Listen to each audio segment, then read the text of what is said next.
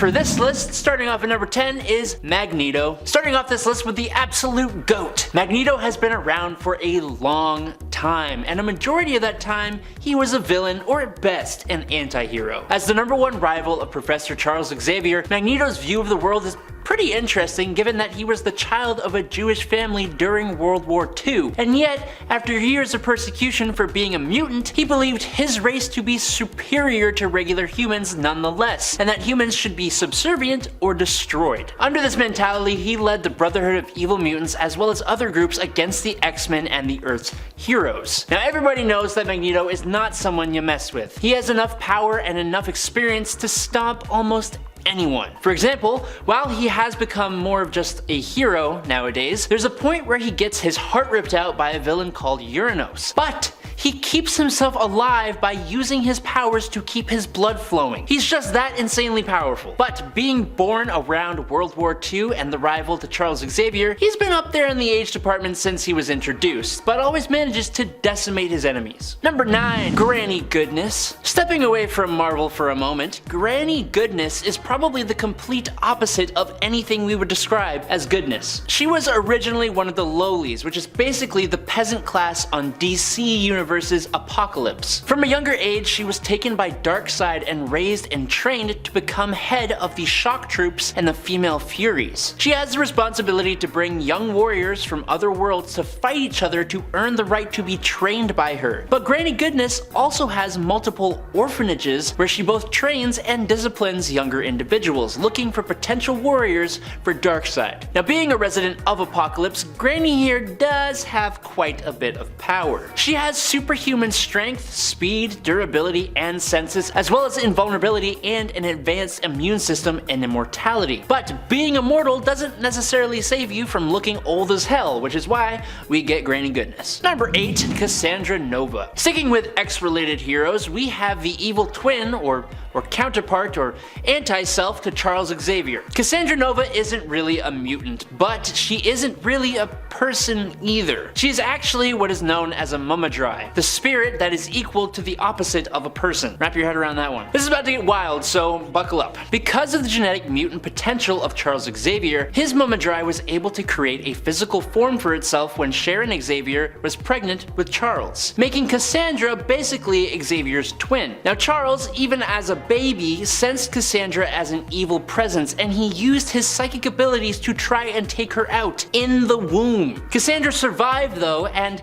so she spent decades as this terrifying mass of cells in a sewer, building herself a new body and planning her revenge on her brother. Cassandra has all the same telepathic powers as Charles himself, plus some telekinetic abilities as well. But being a Mumadrai, she has the terrifying ability to manipulate DNA, breaking it down, copying it, and being able to construct physical bodies. She can even phase through solid objects, regenerate insanely fast, and enhance and evolve other mutant abilities. Number 7. Old Loki from the MCU. Alright, I'm going to step away from the pages of comic books altogether here. During the MCU's Loki show, Loki gets sent to the Void, where the whole place is basically filled with other alternate versions of himself. But he specifically became part of a group of 4 other Lokis: Boastful Loki, Alligator Loki, Kid Loki, and the topic for today, Classic Loki. Classic Loki had a similar story to regular Loki from the Sacred Timeline, but when confronted by Thanos in Avengers Infinity War, this Loki decided to use duplication magic to survive the whole thing. He then spent a hell of a long time on a remote planet, ashamed of the nefarious things he had done over time. When he finally tried to return to see his brother, Thor, who he missed, he was an older man, and them meeting caused a divergent timeline, getting himself pruned and sent to the Void. He has probably one of the best moments in the show. When Sylvie, Loki, and Mobius try to escape from the Void, and the reality-consuming Alioth tries to stop them, Classic Loki uses his magic to create a true-to-life, massive illusion of Asgard itself. All while this weird version of Ride of the Valkyries was playing in the background, distracting Alioth and giving me just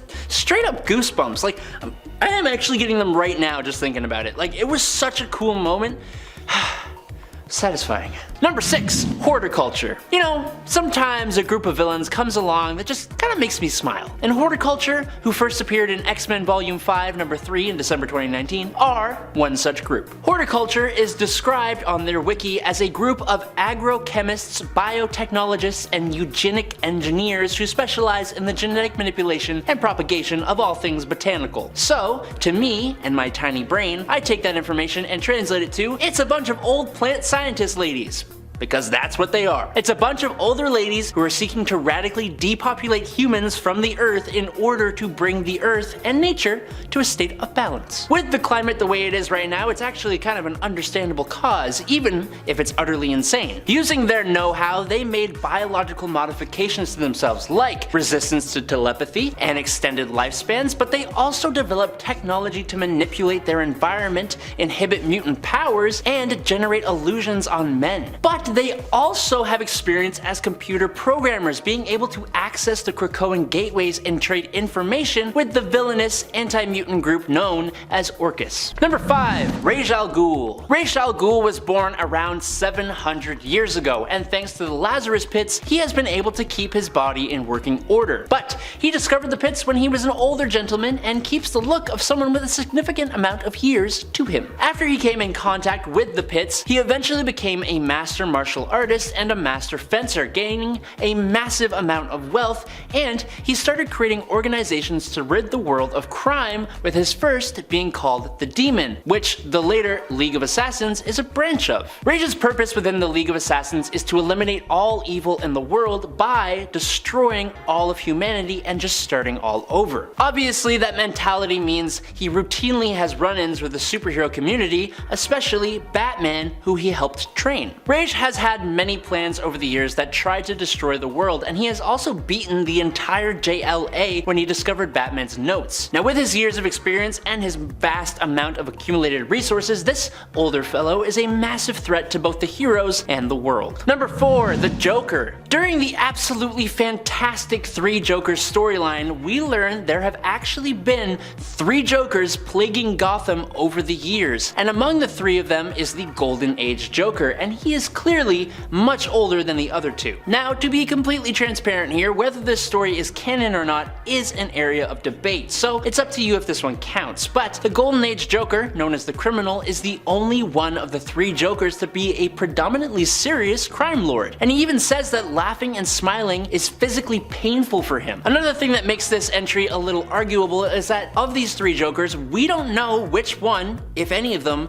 is the Joker. Even if only one remains in the end, the best part of this story is the uncertainty about which one is the one who started it all. Now, seeing as the Criminal is the oldest, classic version, he seems to be the one who started it all, creating more Jokers to mess with Batman. But the other 2 Jokers have been featured in incredibly important Batman stories as well. The comic really explores all of it, and if you haven't yet, make sure you check out Batman 3 Jokers as soon as possible. Number 3. Maestro. The Incredible Hulk has certainly been through the ringer in his decorated career, but few versions of the character are the living embodiment of that fact, like the Maestro. An alternate version of Bruce Banner from an apocalyptic future, this version of the character is far more intense and complex, but also much older. The best way to explain Maestro is to say that he is basically a smarter, older, villainous version of Dr. Bruce Banner, with all the powers and abilities of the original, but with a touch of nuclear radiation. He has much more of a cosmic and spiritual side to him than the normal Hulk does, but he is also twice as strong as Hulk is, and he retains all the intelligence of Bruce Banner, but with years and years more experience. Despite all that extra strength, brainpower, and experience, he still gets outmaneuvered by the Hulk, who sends Maestro back in time to the site of the gamma bomb that created them. But even then, the Maestro's spirit remains on the bones left behind after the explosion went off and he came back to life. Number 2.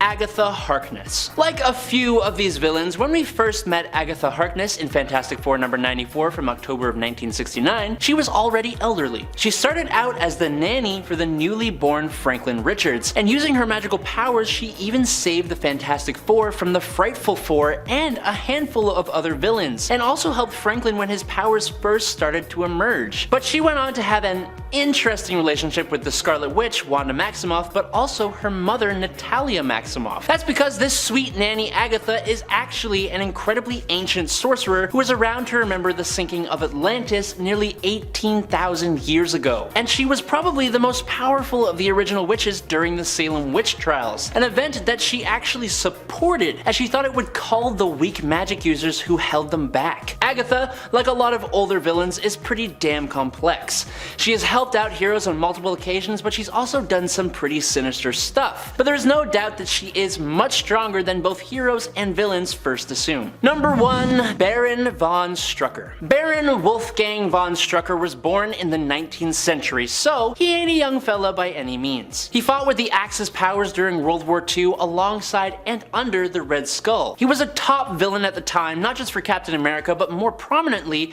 as an adversary for Nick Fury and the Howling Commandos. And that carried through after the war ended, as Strucker was instrumental in the rise of Hydra and then became the Supreme Hydra. He was even responsible for the corruption of S.H.I.E.L.D., using Hydra to completely take over large parts of S.H.I.E.L.D. itself. When Captain America returned, and then the Red Skull did as well, Strucker began to lose his leadership role within Hydra, and so he faked his own passing, choosing to instead manipulate events from the shadows. Eventually though, Strucker got the Death Spore virus, which is why he is on this list. He's old, and many people don't know he has this particular enhancement. While he is an excellent strategist, a highly intelligent, exceptional hand-to-hand combatant, swordsman and marksman who uses Hydra tech to live longer and be in top physical condition, the Death Spore virus bonded Strucker's DNA with the Death Spore itself, enabling him to be revived after passing away.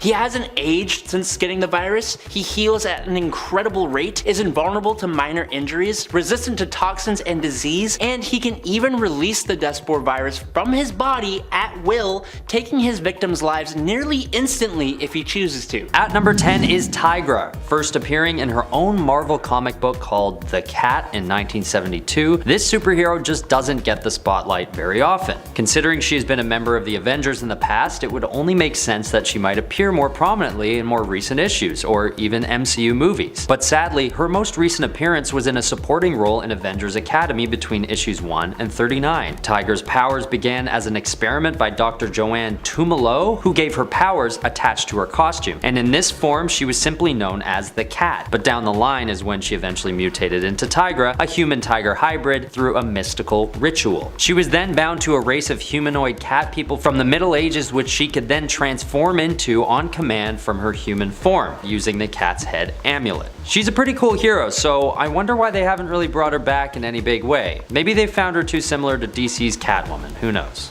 Next up at number 9 is Stingray, an oceanographer turned superhero who builds his suit in order to explore the depths of the ocean. He helps construct an underwater city covered by a glass dome, which he uses to try and grow food for mankind. He first appears in Tales to Astonish number 95 in June of 1967, so he's just on the cusp of the golden age. Just about. This guy is no doubt an older Marvel creation, and if you haven't heard of him, you may not be alone.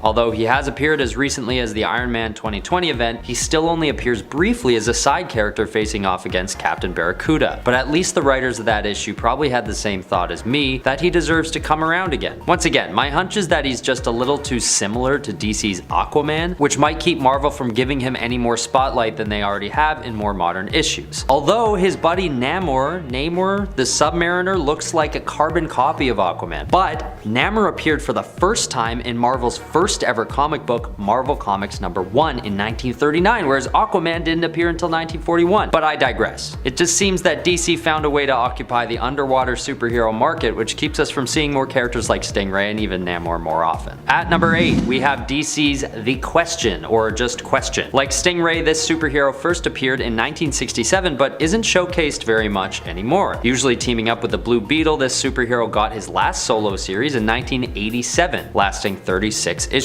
He originally had the secret identity of Vic Sage, but was later reimagined in the 2006-2007 miniseries 52, and his protege, Renee Montoya, takes over the mantle. This character is just a good old-fashioned fighter, only really having abilities in martial arts and I guess sleuthing since he's a journalist by trade, but he's just got such a simple and cool film noir kind of look, and it would be cool to see him in a lead role again. Again though, his abilities and look are strikingly similar to Marvel's Chameleon, so maybe by holding back on popularizing sexualizing this character too much. They're just avoiding butting heads with their competitors. Once again, it's hard to tell. Okay, at number 7, we've got Marvel's Dominic Fortune, or Dominic Fortunov. This character is not only old in terms of his first appearance in the comics, but the character himself is aged to the point where it's known to be one of his biggest weaknesses. First appearing in Marvel Preview number 2 in 1975, this superhero needs a comeback for the sole reason that he's just a guy. He doesn't have any powers, but fought in World War II and always seems to be getting caught up in assassination attempts and weird odd jobs. Like one time when he had to babysit 3 drunken actors in Hollywood for a weekend and had to call the cops on them after things got out of hand. You know, and after that, Fortune actually gets recruited to the Avengers by Nick Fury in 1959. He's just a good old-fashioned human superhero who runs into human troubles and stays in his lane, but ends up getting the opportunity still to support the superpowered Avengers with bazooka blasts and covert ops. At number 6, we have DC's Dr. Fate. This guy is old. He first appeared in More Fun Comics number 55 in 1940 and basically hasn't been mentioned again since his death in the Book of Fate number 1 in 1997. So yes, that's a long run, but still I'd like to see more of him. Dr. Fate is a superhero that's got so much going on and looks so cool that I don't know why he isn't used more often these days. His powers come from an incident when he, Kent Nelson, and his father were uncovering the tomb of ancient immortal Nabu, and Kent is basically trained by the ancient being and awarded with the Amulet of Nabu, a cloak, and a helmet. With the training and these items in his control, he has abilities ranging from magic manipulation and flight to invisibility, super strength, and resurrection, among others. It's just a really cool character based on real ancient myth, and I don't see any reason why Dr. Fate shouldn't have another comeback soon. Okay, number 5, Marvel's Gargoyle. This superhero first appeared in Defenders issue number 94 in 1981, but since then he's actually retired and settled down in Greenwich Village. He even opened a restaurant called Isaac's Oysters. But he did go for one more rip for old time's sake, aiding Iron Man on a mission to take down the android Korvac. But that's sort of been it for him. And what's cool about this superhero is that he was sort of meant to be evil, but just chose good. He was formed when Isaac Christians agreed to place his soul inside a cursed gargoyle and do the bidding of the six-fingered hand. This was all in exchange for his issues to be resolved. But then, when he was tasked with capturing Hellcat, a member of the Defenders, he couldn't get himself to do it and defied the six-finger hand, and just sort of kept living on as this like possessed gargoyle who chose good. He kind of reminds me of Beast. He just has this super wholesome energy to him, and I just feel like he could do for more of that sweet, sweet limelight. At number 4, we have Zeta from Batman Beyond, and eventually the Zeta Project cartoon spin-off. The show ran from 2001 to 2002 as part of a spin-off to the Batman Beyond episode Zeta. This character is so wholesome and doesn't get enough attention, having been last seen 20 years ago in what would have been the final episode of the short-running series. This synthoid was built for the NSA to keep an eye on terrorist organizations, so his abilities are pretty extensive, being able to shapeshift into just about anyone to infiltrate and carry out covert ops with ease. He's a naive and friendly character who decides to go rogue after realizing that any one of his assassination targets could be innocent. Zeta had such a moment and clearly a huge approval rating since his one episode got him a whole series, but at a certain point, the world forgot about such a good and powerful synthoid superhero that definitely deserves a comeback. At number 3, there's Warlord, a character the world hasn't seen since his death in Warlord Volume 4, Issue 12. But there should be some kind of revival of Travis Morgan, who is another character on the list who doesn't actually have any powers, but is just a very well-respected and decorated war veteran. He also looks a lot like Oliver Queen or Green Arrow, which could have had something to do with it. They sort of acknowledge this when they finally meet in the same comic, and all of the Seattle underworld mistake Warlord for Green Arrow and attack him on sight. But whatever the reason is, Warlord's legacy deserves to be acknowledged with another appearance of some kind. I mean, the lore behind the character is that in past lives he's been Sir Lancelot, D'Artagnan of the Three Musketeers, and Crazy Horse, among other legendary warriors and soldiers. He's just a great human character with, might I add, a really cool costume and some badass accolades to boot. Bring him back. Okay, at number 2 on the list, we've got Komodo. This superhero really was a flash in the pan, only appearing on and off for a few years and having her legacy end with her powers being stripped for a time until they're restored again by Cloud9 and Hardball, but that's sort of it. And I think the last time she's been seen is in the Fear Itself storyline, which wrapped up in 2011, which is 11 years ago now, believe it or not. But this character needs to reappear in some way. The superhero was first created because Melody Kusama lost her leg in a serious car accident, and none other than Dr. Connors from, yes, the Spider-Man series, decides to endow her with the regenerative powers of a lizard. Well, not only that, of course, she actually turns into a lizard fully and at will and gains super strength, speed, agility, stamina, all that good stuff. I think this story is a good one to retell because who doesn't love a good story where someone confined to a wheelchair is able to not only walk again, but fight crime and be pretty damn good at it. Okay, last on the list is just my personal favorite, arguably obscure superhero 3D Man. An athlete turned superhero, 3D Man mysteriously gained superpowers after being stripped of his 3 Olympic gold medals. I mean, he was taking steroids, but there's always room for redemption, right? This character first appeared in 1998 and no one ever really talks about him. And to be honest, I didn't even know he existed until I started writing this list. And I want this hero to get more spotlight primarily because I'm a sucker for early 2000s culture, and this character is just such a great time capsule for that period, where everybody was obsessed with 3D for some reason, with DVDs coming with 3D glasses in the case, remember that? And 3D Man has the same nostalgic look to him, with many of his appearances being colored in green and red. If you want to look him up yourself, you'll notice that he originally went by the name of Triathlon and later changed to 3D Man during the Secret Invasion storyline. This guy just looks so cool and hits home with some good nostalgia for me, as well as probably anyone from the Gen Z or millennial generations. And there's also just a silly factor there too. 3D Man needs to come back. Please, can we? Just for 1 second. Number 10. Earth 9591, Ruins. This alternate reality is going to be the most recent one, taking place in the 90s. The timing of this one doesn't factor so much into its story though, as the more relevant detail is that this is the universe where literally everything goes wrong. The entire Fantastic Four, except Ben Grimm, who was replaced by Victor Von Doom, died on their test flight. The X-Men are held in a prison in Texas where they are horribly disfigured to stop them from using their powers. Peter Parker's spider bite caused an infectious rash that mutated his entire body and caused his hair to fall out. Bruce Banner becomes a monstrous mass of tumors. The Avengers all died in a rebellion. The Silver Surfer went mad, wanting to know what it was like to breathe air again. Nick Fury became a cannibal. All sort of that really lovely stuff, you know?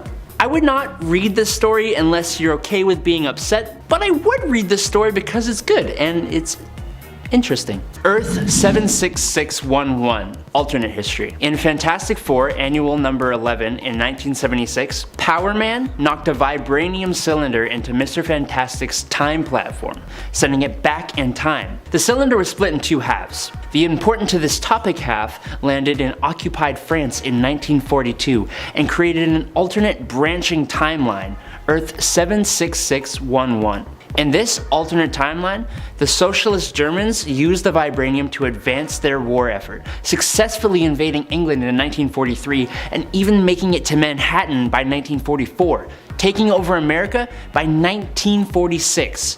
That's what half a cylinder of vibranium can do, apparently. The Fantastic Four realized what happened though, and through some confusing timefoolery, they managed to prevent this timeline from replacing the Earth 616 timeline. Number 8. Avengers 1 million BC, Earth 616. Alright, look, I promise this is the only Earth 616 story I'm mentioning, but given the team and the story, how can I not? The Avengers of 1 million BC came together in the prehistoric era to face Zagreb the Aspirant, basically a mad celestial.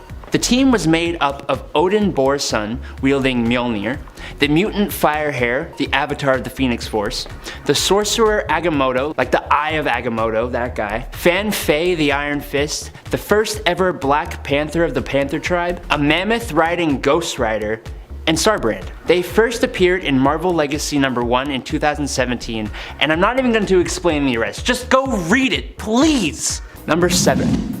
Earth 6799, 1967 Spider-Man cartoon. Bouncing off that happy little lovely tale, we have Earth 6799, or just Earth 67, which is actually the Earth where the 1967 Spider-Man takes place. Because of that, this Earth technically first appeared in Spider-Man Episode 1 Season 1 on September 9th, 1967. Its comic book appearance first comes in Amazing Spider-Man Volume 3, number 9. as one of the many alternate Spider-Man featured in this story. He also shows up in Spider-Verse Team-Up issue number 2 when Miles Morales and Peter Parker come to this Earth to find Spider-Man and recruit him to the fight against the Inheritors. It's super entertaining. Number 6. Earth 84243, Conan in the modern day's 70s. Some people may not know this, but Conan the Barbarian is actually part of Marvel Comics. And while the era he lived in, the Hyborian Age, is part of the 616 continuity, the What If story on Earth 79213 isn't. Instead of being in the Hyborian Age though, our boy Conan gets stuck in the 20th century. After visiting the Hyborian trade city of Akbitana, he is captured by a wizard who specializes in time travel. And instead of escaping, he is transported to Manhattan on July 13th, 1977. What does he decide to do with himself? Well, after scaring off some punks and throwing an old lady in a trash can, he has a romantic encounter with a modern age lady, Danette, who shows him the Guggenheim Museum, which reminds him of an ancient citadel, and they go to investigate. Here, he fights off some muggers and then gets struck by magical lightning that transports him back through time to his Hyborian age. But at least he got to keep Danette's cap as a reminder of their romance. Number 5. Earth 15513, 1872. Technically, Earth 15513 is Battleworld, which is actually part of the modern Secret Wars story. The pocket dimension of the Valley of Doom is made of another Earth's version of the Wild West, mainly the town of Timely. Timely is run by its mayor, Wilson Fisk, and his enforcers, who ultimately answer to Governor Roxxon. Stephen Rogers is the sheriff in this here town, and he's a bitter but just man after the death of his deputy, Bucky Barnes. Anthony Stark is the town drunk, regretful of how his weapons were used in the Civil War. Natasha Romanoff is the widow of Bucky, with Bruce Banner being the doctor of the town. The new hero, Red Wolf, tries blowing up the Roxxon Dam, which almost results in his lynching, if it weren't for Sheriff Stephen Rogers, who saves him. Conflict blossoms when the agents of Roxxon, Bullseye, Grizzly, Elektra, and Dr. Octopus arrive in town and start running amok. Another story you have to read. I promise the steampunk-looking Iron Man will not disappoint you. Number 4, Earth 717, Captain America in the Civil War. The What If stories are so cool. In What If Captain America, Stephen Rogers actually fought in the American Civil War instead of World War II as General America, given powers from an ancient Native American eagle that also turned an evil racist Bucky Barnes into the White Skull, who became the leader of a white supremacist group. Because of General America's involvement in the Civil War, the Union won the war a year earlier than it normally would have. Abraham Lincoln survived his second term in office. He helped rebuild the South, suppressed the rise of a certain group of hooded racists, and prevented the Indian Wars from ever happening. He would go on to fight the White Skull and his new, deadlier hate group, eventually being succeeded by a line of Captain Americas who were his descendants. Well, hey there, time traveler. You're from the time period where YouTube still lets you like and subscribe, right? Well, if you're enjoying this video right here, why don't you just go and hit that thumbs up? It sure helps us out a lot. Alrighty, let's get on to the top 3.